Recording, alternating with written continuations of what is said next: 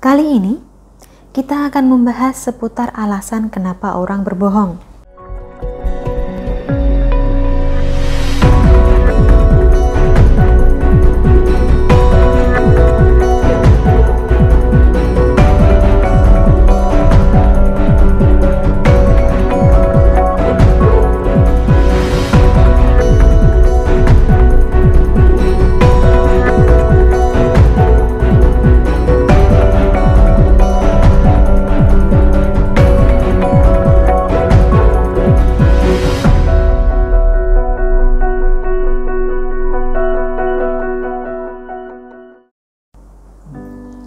Salam Rahayu, dengan Dewi Sundari di sini. Apa kabar Anda hari ini?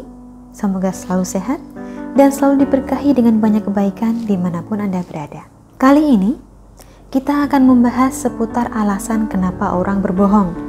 Saya yakin, masing-masing dari kita pasti pernah berkata tidak jujur untuk macam-macam alasan.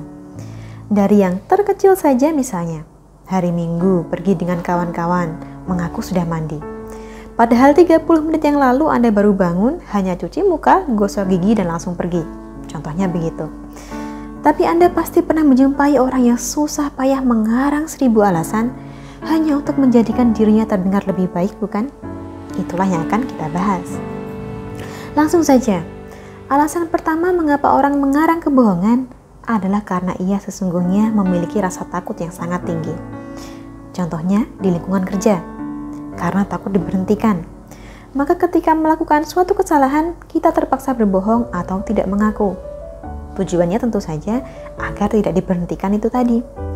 Tetapi tentu saja, kebohongan yang semacam ini akan menjadi semakin tidak benar bila kita lantas menyalahkan orang lain, menyalahkan teman kerja kita atas kesalahan yang kita buat. Alasan kedua, orang berbohong karena tidak ingin mendapatkan hukuman. Terutama setelah melakukan kesalahan yang mana kesalahannya ini terbilang besar. Kasus kebohongan yang semacam ini lebih banyak kita temukan pada anak-anak.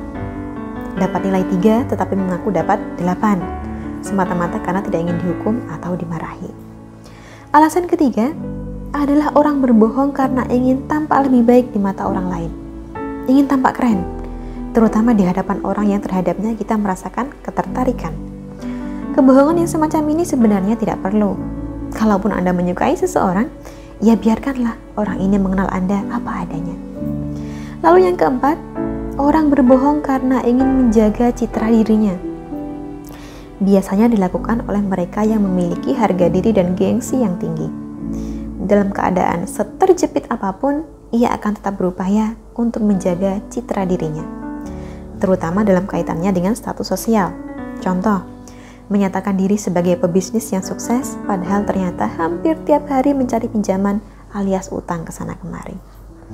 Alasan yang kelima, masih mirip dengan alasan yang ketiga, yaitu berbohong hanya demi menarik perhatian lawan jenis.